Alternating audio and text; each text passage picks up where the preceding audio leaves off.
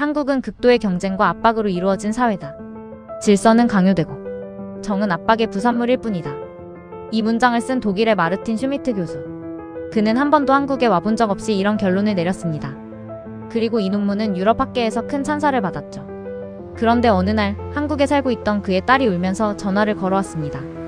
아빠 논문 때문에 너무 마음이 아파요. 아빠가 말하는 한국에서 저는 살고 있지 않아요. 그 순간 마르틴 교수는 혼란에 빠졌습니다. 설마 내가 틀렸던 건? 직접 한국에 온 그가 겨울 폭설 속에서 목격한 장면은 그의 모든 이론을 완전히 뒤바꿔버렸습니다. 과연 무슨 일이 벌어졌을까요? 그리고 왜 그는 자신의 논문을 지우게 되었을까요? 지금부터 그 충격적인 비밀을 이야기하도록 하겠습니다. 구독과 좋아요로 대한민국을 응원해주세요. 안녕하세요. 저는 마르틴 슈미트라고 합니다. 독일 베를린 대학교에서 사회학을 가르치고 있죠. 수십 년간 사람과 사회의 집단 행동을 연구해온 교수입니다. 제 연구실 책상 위에는 두꺼운 논문집 한 권이 놓여 있었습니다. 바로 제가 쓴 동아시아 압박 사회의 집단 심리학이라는 책이었죠. 그 책의 3장 전체가 한국에 대한 분석으로 채워져 있었습니다. 한국은 극도의 경쟁과 압박으로 이루어진 사회다. 질서는 강요되고 정은 압박의 부산물일 뿐이다. 이 문장은 학계에서 상당한 주목을 받았습니다. 유럽의 여러 대학에서 제 이론을 인용했고 동료 교수들은 정확한 분석이라며 칭찬을 아끼지 않았거든요. 그런데 아이러니한 건 저는 한국에 단 한 번도 가본 적이 없었다는 겁니다. 모든 분석은 통계 자료와 문헌 연구, 그리고 미디어 보도를 바탕으로 한 것이었죠. 사회학자로서 충분히 객관적이고 학술적인 방법이라고 생각했습니다. 어느 금요일 저녁이었습니다. 연구실에서 다음 학기 강의 준비를 하고 있는데 핸드폰이 울렸어요. 화면에 떠오른 이름을 보고 가슴이 뜨끔했습니다. 안나, 제 딸이었거든요. 안녕 아빠. 목소리부터 평소와 달랐습니다. 뭔가 힘이 없었어요. 안나야, 무슨 일이니? 목소리가. 아빠 논문 때문에 너무 마음이 아파요. 그 순간 학자가 아니라 아버지로서 숨이 막혔습니다. 안나는 2년 전 한국의 한 기업에 취직해서 서울에 살고 있었거든요. 처음에는 걱정이 많았죠. 제가 연구한 바로 그 압박 사회에 내 딸이 들어간다고 생각하니까요. 동료들이 아빠 논문을 읽었대요. 한국어로 번역된 버전으로요. 저한테 물어보더라고요. 내 아버지가 쓴 이 내용이 맞냐고. 안나의 목소리가 점점 작아졌습니다. 아빠, 여기 사람들 정말 따뜻해요. 제가 아플 때 회사 동료들이 밤새 병원에서 기다려주고 할머니들은 길에서 저보면 과일을 주시고. 아빠가 쓴 그런 차가운 사회가 아니에요. 전화를 끊고 나서 한참을 멍하니 앉아 있었습니다. 내가 단정한 그 사회 속에 내 딸이 살고 있다는 사실이 그제서야 현실로 다가왔거든요. 그리고 더 충격적인 건 딸의 말이 제 이론과 정반대였다는 겁니다. 그날 밤 잠이 오지 않았습니다. 서재에서 제 논문을 다시 읽어봤어요. 객관적이고 냉정한 분석이라고 생각했던 문장들이 갑자기 차갑고 단정적으로 느껴졌습니다. 정말 내가 맞게 쓴 걸까? 이런 의문이 계속 머릿속을 맴돌았죠. 다음날 아침 저는 결정을 내렸습니다. 직접 가서 확인해보자고요. 학자로서의 자존심일 수도 있고 아버지로서의 걱정일 수도 있었습니다. 아니면 둘 다였을 거예요. 그로부터 일주일 후 저는 인천공항에 도착했습니다. 딸에게는 미리 연락하지 않았어요. 갑작스러운 방문이 부담스러울 것 같았거든요. 그보다는 제가 직접 확인해본 다음에 만나는 게 낫겠다고 생각했습니다. 공항에서 나오자마자 느낀 건 생각보다 질서정연하다는 점이었어요. 제 논문에서는 과도한 통제와 압박으로 인한 경직된 사회 분위기라고 표현했었는데 실제로는 사람들이 자연스럽게 줄을 서고 있었습니다. 강요받는 느낌이 아니라 당연하다는 듯이 말이죠. 지하철을 타고 서울 시내로 향하면서도 계속 관찰했습니다. 사람들의 표정, 행동 패턴, 대화 방식. 제가 예상했던 것과는 사뭇 달랐어요. 피로해 보이기는 했지만 우울하거나 억압받는 듯한 모습은 아니었습니다. 안나가 근무하는 회사 근처에 숙소를 잡았습니다. 이틀 정도 주변을 둘러본 후에 연락하려고 했거든요. 그런데 둘째 날 저녁 우연히 안나를 마주쳤어요. 회사 앞 카페에서 동료들과 함께 있는 모습이었습니다. 아빠? 아빠가 왜 여기에? 안나가 깜짝 놀라며 일어났습니다. 동료들도 호기심 어린 눈으로 저를 바라봤어요. 갑자기 와서 미안하다. 며칠 있다 연락하려고 했는데. 일단 들어와요. 안나는 동료들에게 양해를 구하고 저를 따로 불렀습니다. 카페 한편 조용한 자리로 옮겨 앉았죠. 언제 오셨어요? 이틀 전에. 안나야, 네가 지난번에 한 말 때문에 계속 생각이 났다. 그래서 직접 와서 확인해보고 싶었어. 안나의 표정이 조금씩 굳어지는 게 보였습니다. 확인이요? 뭘 확인하시려고? 내 논문이 맞는지. 이 사회가 정말 내가 분석한 대로인지. 그때 안나가 조용히 물었어요. 아빠는 한국에 와본 적 있어요? 그 질문은 제 학자 인생을 정면으로 겨냥했습니다. 순간 입이 막혔어요. 그게 직접 와본 적은 없지만 충분한 자료와 연구를 바탕으로 보지도 않고 단정하는 게 정말 교수예요. 안나의 목소리가 떨렸습니다. 화가 났다기보다는 실망스러운 듯 했어요. 저는 당황스러웠습니다. 가방에서 태블릿을 꺼내 제 논문 파일을 열었어요. 안나야 봐라. 이 통계들을 보면 한국의 자살률이. 아빠. 안나가 제 말을 끊었습니다. 저 어제 회사에서 실수했어요. 중요한 프레젠테이션에서 큰 실수를 했거든요. 독일이었다면 어땠을까요? 상사한테 혼나고 동료들은 모른 척하고 집에 가서 혼자 울었겠죠. 안나가 잠시 말을 멈췄다가 계속했습니다. 근데 여긴 달랐어요. 팀장님이 먼저 다가와서 괜찮다. 누구나 실수한다고 하시더라고요. 동료들도 저녁에 술까지 사주면서 위로해줬어요. 이게 아빠가 말한 압박과 경쟁만 있는 사회인가요? 저는 할 말을 잃었습니다. 그리고 아빠가 쓴 논문 때문에 제가 얼마나 힘들었는지 아세요? 독일 친구들이 내 나라는 정말 살기 힘들겠다고 할 때마다 저는 뭐라고 대답해야 할지 모르겠더라고요. 안나의 눈에 눈물이 맺혔습니다. 아빠가 말하는 한국에서 저는 살고 있지 않아요. 제가 경험하는 한국은 따뜻하고 정이 많고 서로 도와주는 곳이에요. 그날 밤 숙소로 돌아와서 한참을 생각했습니다. 딸의 말이 계속 머릿속을 맴돌았어요. 정말 내가 틀렸을까? 수십 년간 쌓아온 학문적 신념이 흔들리기 시작했습니다. 다음 날 아침 더 충격적인 일이 벌어졌어요. 독일 대학 동료 교수로부터 이메일이 왔는데 제가 한국에 왔다는 소문이 학계에 퍼졌다는 내용이었습니다. 마르틴, 자네가 한국에서 현장 조사를 한다니 놀랍군. 혹시 기존 이론에 수정할 부분이 있다면 알려주게. 이메일을 읽고 나서 깨달았습니다. 만약 제가 기존 논문을 번복한다면 그동안 쌓아온 학자로서의 명성에 타격이 있을 거라는 걸 말이에요.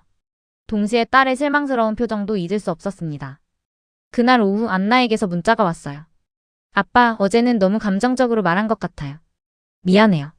하지만 제 마음은 변하지 않아요. 아빠가 직접 확인해 보셨으면 좋겠어요. 문자를 읽고 나서 결심했습니다.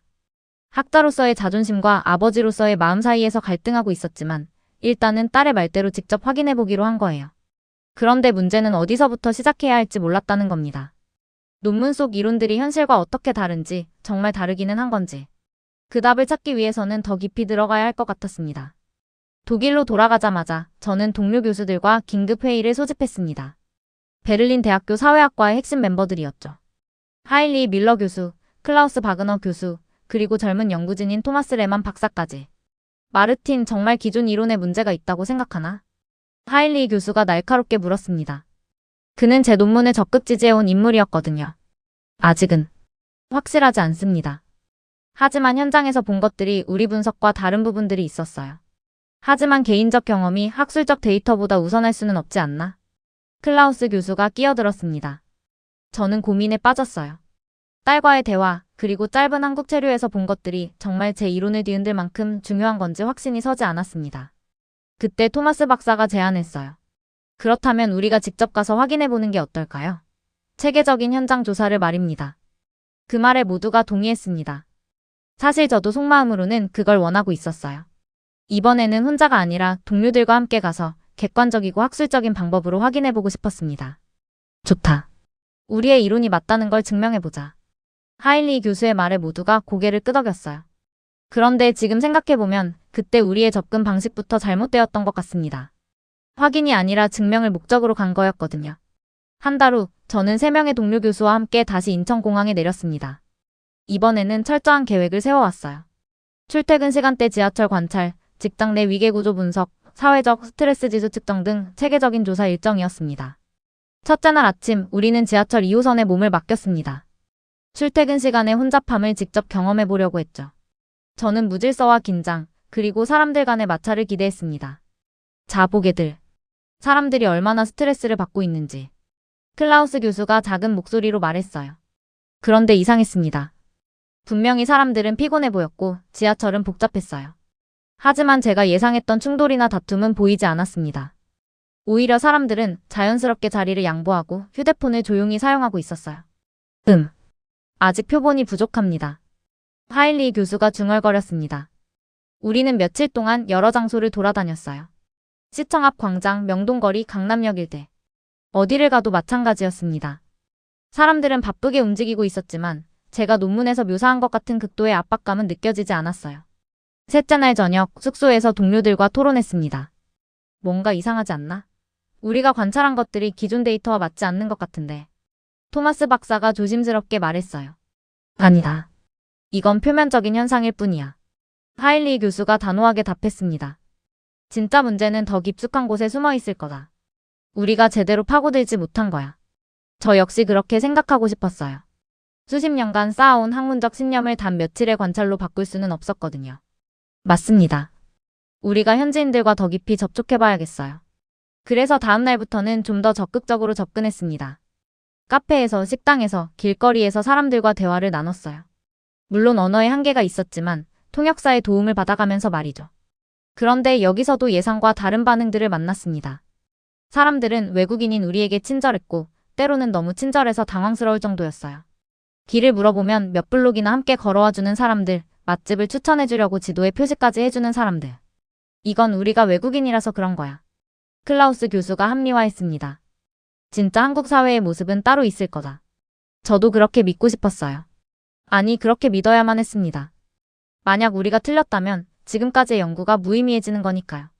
그런 마음으로 일주일째 조사를 이어갔습니다. 하지만 갈수록 확신이 흔들렸어요.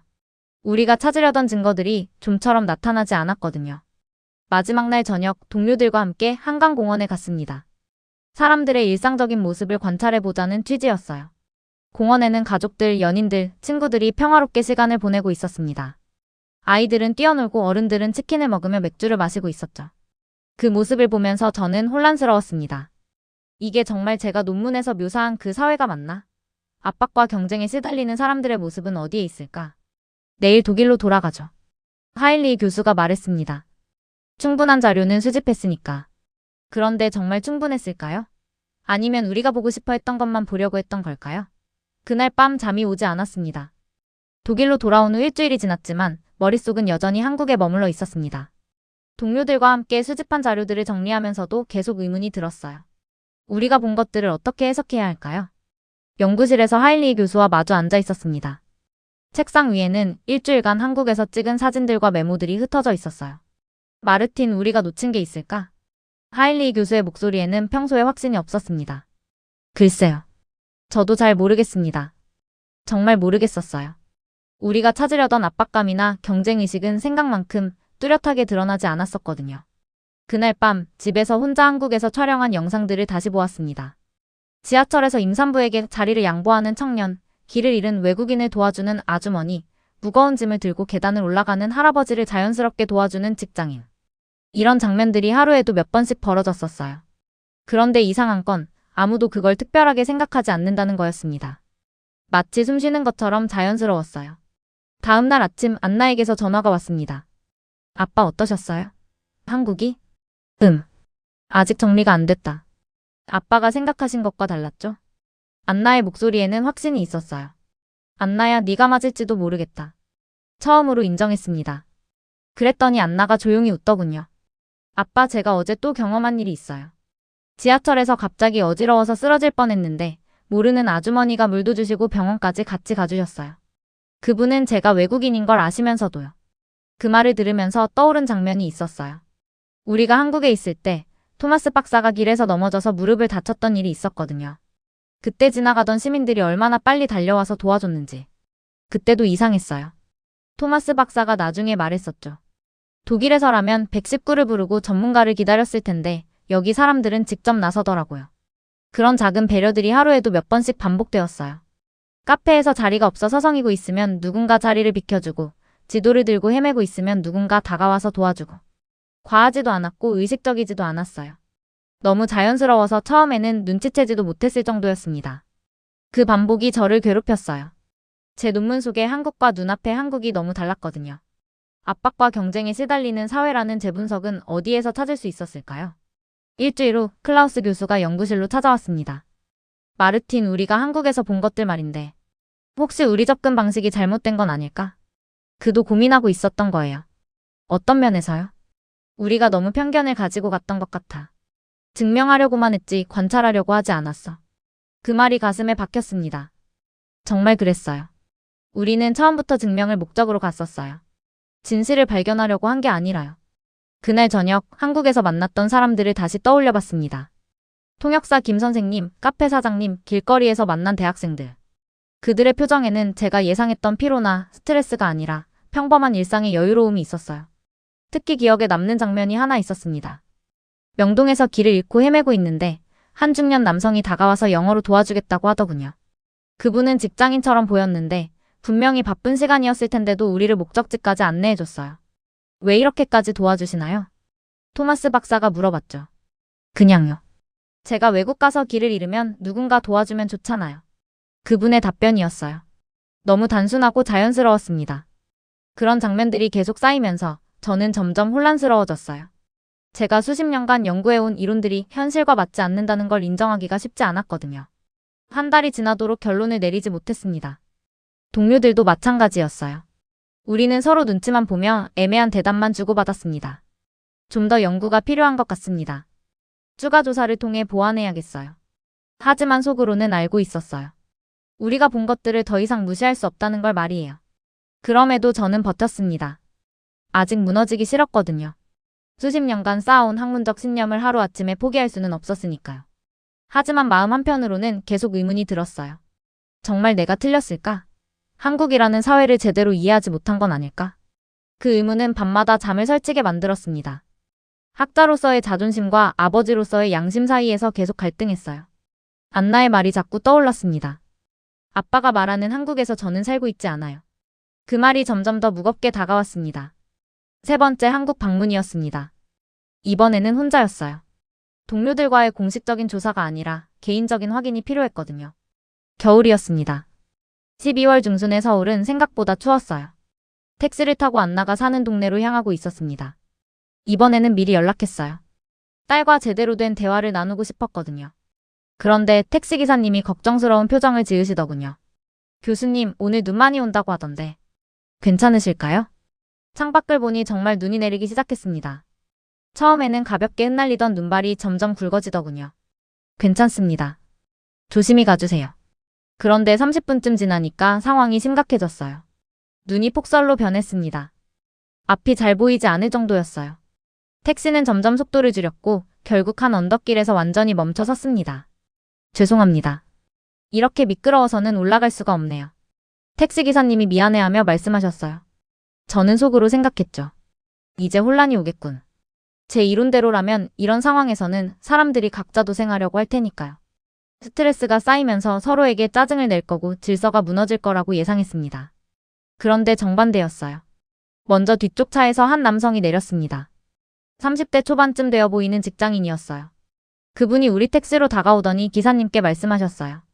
같이 밀어드릴게요. 그러더니 주변 차들에게도 손짓을 했습니다. 신기한 일이 벌어졌어요.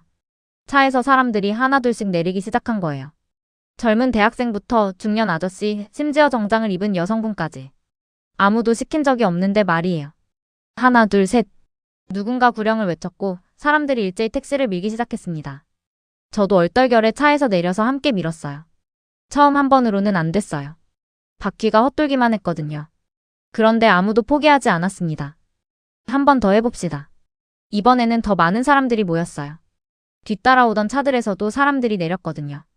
남녀노소 할 것 없이 20명 가까이 되었을 거예요. 하나, 둘, 셋. 두 번째 시도에서 택시가 움직이기 시작했습니다. 언덕을 천천히 올라가는 택시를 보며 사람들이 박수를 쳤어요. 그리고는 아무 일도 없었다는 듯 각자 차로 돌아갔습니다. 택시 안으로 돌아온 저는 멍하니 앉아 있었어요. 방금 무슨 일이 벌어진 건지 제대로 이해가 되지 않았거든요. 정말 고마운 분들이죠. 택시기사님이 백미러로 저를 보며 말씀하셨어요. 한국에서는 이런 일이 자주 있나요? 제가 물어보니 기사님이 웃으시더군요. 자주는 아니지만 필요할 때는 늘 그래요. 당연한 거죠. 당연하다고 하셨어요. 서로 모르는 사람들이 추운 겨울밤에 남의 차를 밀어주는 게 당연하다고. 그 순간 제가 평생 붙잡아온 모든 이론이 완전히 설명 불능 상태에 빠졌습니다. 압박과 경쟁으로만 이루어진 사회에서 이런 일이 어떻게 가능할까요? 계산 없는 연대, 보상 없는 협력. 제 논문 어디에도 이런 현상은 나와 있지 않았어요. 더 놀라운 건 아무도 그걸 특별하게 생각하지 않는다는 거였습니다. 휴대폰으로 사진을 찍거나 SNS에 올리는 사람도 없었어요. 그냥 해야 할 일을 한 것처럼 자연스럽게 받아들이고 있었습니다. 안나가 사는 아파트에 도착해서도 계속 그 장면이 머릿속을 맴돌았어요. 딸을 만나 그 이야기를 했더니 안나가 별로 놀라지 않더군요. 아, 그런 일 자주 있어요. 작년 여름에 장마 때도 그랬고 지하철에 사람이 끼었을 때도 모든 승객들이 같이 밀어줬어요. 자주 있다고? 네. 위급하면 다들 나서요. 굳이 부탁하지 않아도. 그날 밤 한참을 생각에 잠겼습니다. 폭설 속에서 제가 밀린 건 차가 아니라 확신이었어요. 수십 년간 믿어왔던 이론이 완전히 뒤바뀌는 순간이었습니다. 다음 날 아침 안나와 함께 아침 식사를 하면서 물어봤어요. 안나야, 정말 한국이 내가 생각한 것과 다른 곳이야. 아빠, 완전히 다른 곳이에요. 물론 경쟁도 있고 힘든 일도 있지만 그게 전부가 아니에요. 사람들은 서로 챙겨주고 도와줘요. 자연스럽게요. 안나의 말이 어제 본 광경과 겹쳤습니다. 아무 조건 없이 계산 없이 도와주던 그 사람들의 모습이요. 아빠의 눈물은 한국의 한 면만 본 거예요. 그것도 제대로 보지 못한 거고요. 그 말이 가슴에 박혔습니다. 정말 그랬어요. 저는 데이터와 통계 뒤에 숨어서 진짜 모습을 보려고 하지 않았던 거예요. 폭설 사건 이후 저는 안나와 함께 서울 곳곳을 다녀보기로 했습니다. 이번에는 관찰자가 아니라 경험자로서 말이에요. 안나가 평소 자주 가는 곳들을 따라가 보고 싶었거든요. 첫 번째로 간 곳은 안나 회사 근처의 작은 분식집이었어요. 점심시간이라 사람들로 가득했습니다. 자리가 부족해서 테이블을 공유하는 상황이었죠. 여기 앉으세요. 낯선 직장인이 저희를 불러서 자리를 내어주었습니다. 그분들은 거의 다 드신 상태였는데 일부러 조금 더 기다려주시는 것 같았어요. 더 신기한 건 주방이 바쁠 때였습니다. 사장님 혼자서는 감당하기 어려워 보이자 몇몇 손님들이 자연스럽게 일어나서 도왔어요. 물컵을 나눠주고 휴지를 가져다주고 테이블을 정리하고. 죄송해요. 오늘 유독 바빠서. 사장님이 미안해하자 한 손님이 웃으며 말했어요. 괜찮아요. 맛있게 먹었는걸요. 그리고는 계산할 때도 놀라운 일이 벌어졌습니다. 내 테이블의 손님들이 각자 자기 몫만 계산하는 게 아니라 서로 조금씩 더 내려고 하더군요. 제가 낼게요. 아니에요. 저희가 더 먹었는걸요. 결국 모두가 조금씩 더 내고 나갔습니다. 사장님은 당황해하면서도 고마워하셨어요. 그 광경을 보면서 저는 충격을 받았어요. 이건 단순한 친절이 아니었습니다. 마치 시스템처럼 작동하는 배려였어요. 아무도 강요하지 않았는데 자연스럽게 돌아가고 있었거든요. 안나야, 항상 이런가? 네, 여기는 특히 그래요. 모든 손님이 단골처럼 지내요. 두 번째로 간 곳은 전통시장이었습니다. 안나가 장을 보러 자주 간다는 곳이었어요. 좁은 골목에 가게들이 빼곡히 들어서 있었고 사람들이 바쁘게 오가고 있었습니다. 한 채소 가게 앞에서 안나가 물을 고르고 있는데 사장님이 말씀하셨어요. 아가씨, 무는 저기 김 사장님 거가 더 좋아. 어제 들어온 거라서 더 싱싱해. 그러면서 경쟁업체를 가리키시더군요. 저는 깜짝 놀랐어요. 장사를 하는 사람이 손님을 경쟁가게로 보낸다니. 괜찮으시겠어요? 손님을. 제가 조심스럽게 물어보니 사장님이 웃으셨어요. 좋은 걸 사가야죠. 그래야 또 오지. 정말 김 사장님 가게로 가니 무가 더 좋았어요. 김 사장님은 안나를 보자마자 반갑게 맞아주셨습니다. 안나씨다. 오늘은 아버님과 함께 오셨네. 안나가 저를 소개해드렸더니 김 사장님이 더 반가워하시더군요. 독일에서 오셨다고요? 아이고, 먼 길 오셨네요. 그러면서 물을 고르는 법부터 한국 요리 이야기까지 정말 자세하게 설명해 주셨어요. 마치 오래된 친구처럼 말이에요. 더 놀라운 건 계산할 때였습니다. 김 사장님이 무 한 개를 더 넣어주시면서 말씀하셨어요. 아버님 처음 오신 기념으로. 아, 그럴 필요 없으세요. 안나가 사양하자 김 사장님이 고개를 저으셨어요. 가족이 멀리서 오셨는데 이 정도는 당연하지. 시장을 나오면서 저는 안나에게 물어봤어요. 여기 상인들이 다 저렇게 친절한가? 대부분 그래요. 처음에는 저도 놀랐는데 지금은 가족 같아요. 그날 오후에는 한강공원에 갔습니다. 겨울이라 사람이 많지는 않았지만 여전히 산책하는 사람들이 있었어요. 벤치에 앉아서 강을 바라보는데 옆에서 한 할머니가 말을 걸어오셨습니다. 외국분이신가요? 네, 독일에서 왔습니다. 아이고, 추운 날씨에. 따뜻한 차라도 한 잔 드세요.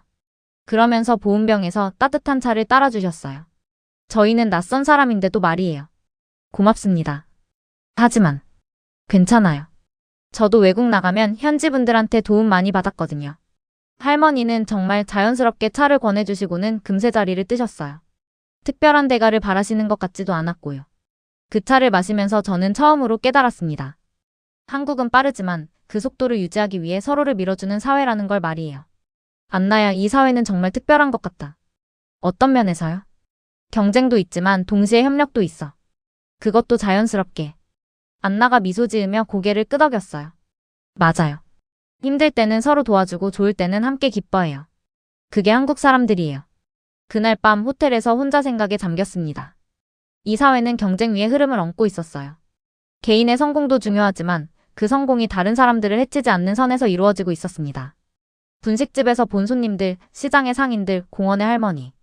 모두 서로를 조금씩 덜 힘들게 하려고 노력하고 있었어요. 그것도 의식하지 않은 채로 말이에요. 이건 제가 논문에서 묘사한 압박과 경쟁만의 사회와는 완전히 달랐습니다. 여기에는 익명의 연대가 있었어요. 서로 모르는 사람들이지만 필요할 때는 자연스럽게 도움을 주고받는 시스템 말이에요. 그 순간 저는 확신했습니다. 제가 지금까지 한국에 대해 썼던 모든 분석이 틀렸다는 걸 말이에요. 마지막 밤이었습니다. 내일이면 독일로 돌아가야 했거든요. 안나와 함께 한강공원에 나왔어요. 겨울 밤 공기가 차갑게 느껴졌지만 마음은 이상하게 따뜻했습니다. 벤치에 나란히 앉아서 한참 말없이 강을 바라봤어요. 강 건너편 불빛들이 물에 반사되어 흔들리고 있었습니다. 평화로운 풍경이었어요. 아빠 이번엔 어떠셨어요? 안나가 조심스럽게 물어봤습니다. 저는 한참 생각한 후에 입을 열었어요. 안나야. 아빠가 틀렸다. 그 한마디를 하는데 정말 많은 용기가 필요했습니다. 수십 년간 쌓아온 학자로서의 자존심을 내려놓는 일이었거든요. 정말요? 응. 완전히 틀렸어. 아빠는 한국을 전혀 몰랐구나. 안나의 눈에 눈물이 맺혔어요. 기쁨의 눈물이었습니다. 아빠가 사랑하는 학문 속엔 제가 사는 한국이 없었어요. 안나의 말이 가슴에 박혔습니다. 정말 그랬어요. 제 논문 속의 한국은 통계와 이론으로만 이루어진 가상의 공간이었어요. 진짜 사람들이 살아가는 따뜻한 공간이 아니라 말이에요. 미안하다. 짧은 말이었지만 평생 가장 무거운 고백이었습니다. 아빠 덕분에 제가 얼마나 힘들었는지 아세요? 독일 친구들이 아빠 논문 얘기할 때마다 저는 변명하기 바빴어요. 한국은 그런 곳이 아니다라고. 안나가 속마음을 털어놨어요. 그런데 아무도 믿어주지 않더라고요. 아빠가 직접 연구한 내용인데 딸인 제가 뭘 안다고 하겠어요. 그 말을 들으니 더욱 죄송스러웠어요. 제 무지와 편견 때문에 딸이 그런 고생을 했다니. 정말 미안하다. 아빠가 너무 성급했구나. 이제라도 아셔서 다행이에요. 안나가 저의 팔짱을 끼며 말했어요. 아빠 이번에 보신 것들이 한국의 전부는 아니에요. 물론 문제도 있고 힘든 면도 있어요. 하지만 그것만이 전부는 아니라는 거예요. 맞다. 아빠는 한 면만 봤구나. 그것도 제대로 보지 못했고. 그날 밤 저는 학자가 아니라 한 사람으로서 한국을 바라보고 있었습니다. 이론과 데이터가 아니라 마음으로 느끼고 있었어요. 다음 날 아침 공항으로 가는 길에서 안나가 말했어요. 아빠 논문은 어떻게 하실 거예요? 그 질문을 예상하고 있었어요. 다시 써야겠다. 아니 아예 새로 써야지. 정말요? 응. 이번엔 제대로 연구해서. 실제로 한국에 와서 사람들을 만나고 경험하면서. 안나가 환하게 웃었어요. 그럼 자주 오셔야겠네요. 그렇게 할 생각이다. 공항에서 헤어질 때 안나가 마지막으로 말했어요. 아빠 한국 사람들이 아빠를 좋아할 거예요. 진실을 인정하는 용기가 있으니까요. 독일로 돌아가는 비행기 안에서 계속 생각했어요. 지난 며칠간 경험한 것들이 파노라마처럼 스쳐 지나갔습니다.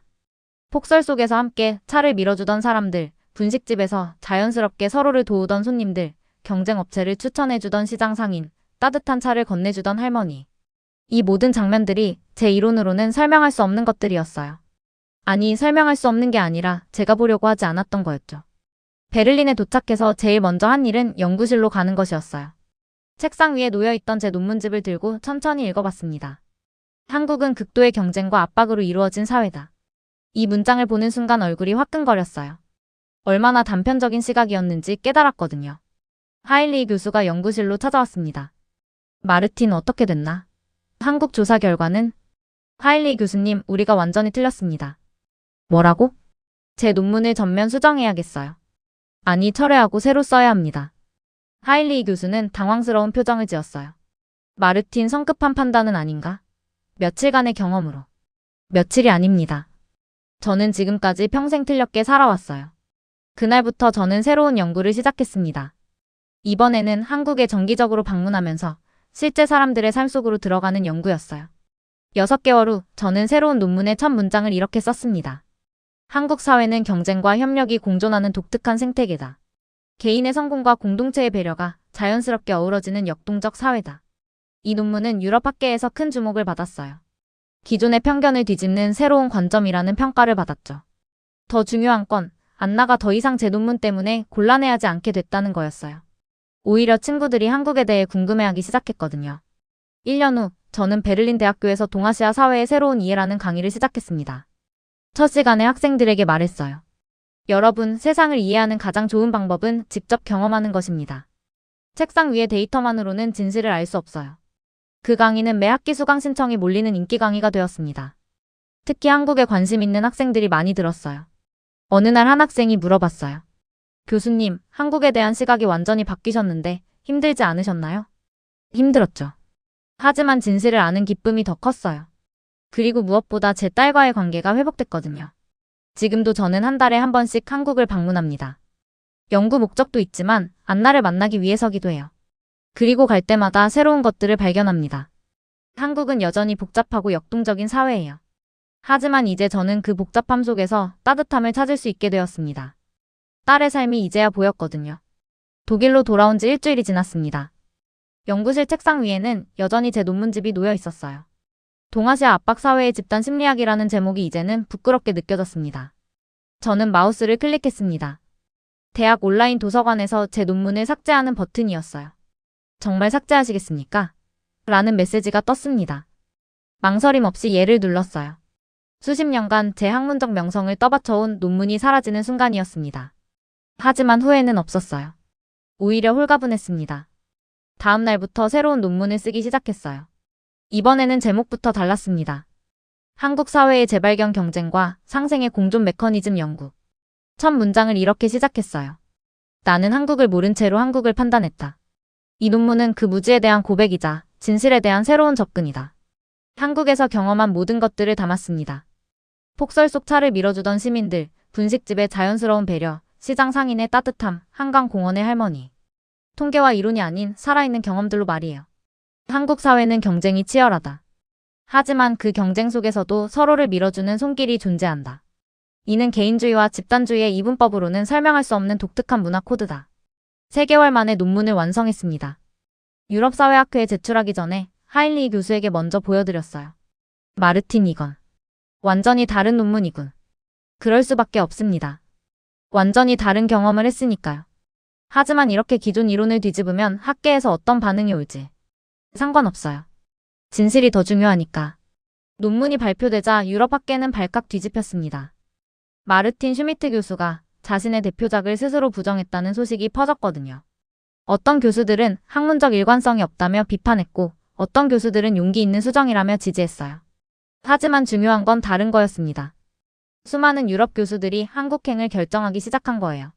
옥스퍼드의 존슨 교수, 소르본의 르클레르 교수, 로마 대학의 로시 교수. 제 논문을 읽고 직접 확인해보고 싶어 한 거죠. 6개월 후 존슨 교수에게서 이메일이 왔어요. 마르틴, 자네 말이 맞았네. 나도 한국에서 일주일을 보냈는데 정말 놀라운 경험이었어. 내 아시아 연구도 전면 수정해야겠군. 비슷한 메일들이 계속 왔습니다. 모두들 기존의 편견을 인정하고 새로운 시각을 받아들이고 있었어요. 1년 후 유럽사회학회 연례 학회에서 제가 기조 강연을 맡게 되었습니다. 주제는 편견을 넘어선 진실 탐구였어요. 강연장은 만석이었습니다. 제 변화에 대해 궁금해하는 학자들로 가득했어요. 여러분, 저는 오늘 한 가지 고백을 하려고 합니다. 저는 수십 년간 책상에서만 세상을 바라봤습니다. 그리고 그것이 진실이라고 믿었어요. 청중들이 조용히 듣고 있었습니다. 하지만 진실은 현장에 있었습니다. 사람들의 일상 속에, 그들의 작은 배려 속에 있었어요. 강연이 끝난 후 한 젊은 박사과정 학생이 질문했어요. 교수님, 혹시 후회하시나요? 기존 논문을 포기한 걸? 전혀요. 오히려 이제야 진짜 학자가 된 것 같아요. 그날 밤 안나에게 화상통화를 걸었어요. 안나야, 아빠 강연 잘 됐다. 정말요? 어떤 반응이었어요? 많은 교수들이 한국에 가보고 싶어 하더구나. 안나가 환하게 웃었어요. 그럼 한국에 아빠 친구들이 많아지겠네요. 그렇겠지? 그런데 안나야. 네?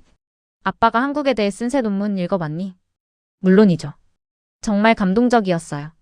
제가 사는 한국이 그대로 담겨 있더라고요. 그 말이 가장 큰 보상이었어요. 지금도 저는 정기적으로 한국을 방문합니다. 갈 때마다 새로운 걸 배워요. 완벽하지 않은 사회지만 서로를 밀어주려는 진심이 있는 곳이라는 걸 더욱 확신하게 되죠. 최근에는 한국의 여러 대학에서 강연 요청이 들어오고 있어요. 외국인이 본 한국 사회의 진짜 모습이라는 주제로요. 첫 한국 강연에서 이렇게 말할 예정입니다. 한국은 저에게 학자로서만이 아니라 인간으로서 겸손함을 가르쳐준 나라입니다. 편견보다 경험이, 판단보다 이해가 더 중요하다는 걸 배웠어요. 제 변화를 지켜본 동료들이 가끔 물어봅니다. 마르틴, 정말 그렇게까지 바뀔 필요가 있었나? 그럴 때마다 저는 이렇게 답해요. 진실을 마주하는 게 학자의 의무 아닌가요? 한국은 저에게 인생의 후반부를 새롭게 시작할 용기를 주었습니다. 그리고 무엇보다 소중한 건 딸과의 관계가 완전히 회복된 거예요.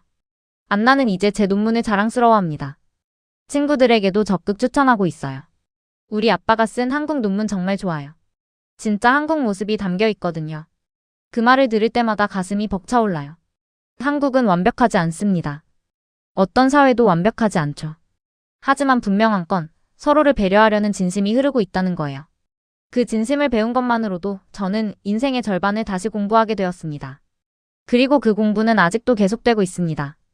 지금 이 순간에도 한국 어디선가 누군가 다른 누군가를 위해 작은 배려를 베풀고 있을 거예요. 그 따뜻함이 바로 제가 발견한 한국의 진심입니다.